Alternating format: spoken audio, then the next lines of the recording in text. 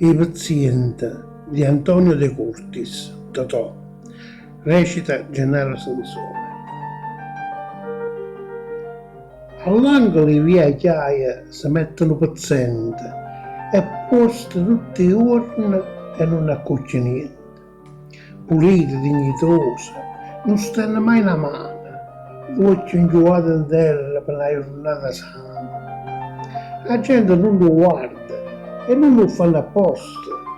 Lo fa chi lo mestiere, c'ho la faccia tosta. Io ne conosco una, Peppina Fiorella, sta fa Santa Teresa vicino alla parrucchiella. Se vorrai una 5 lire, usa anche la va storta, tagliata innanzi ai piedi e a rete di fai morta. Prei soldi con interesse, la sera va alla cantina, te ne pure a 600, 3 camere e cucina.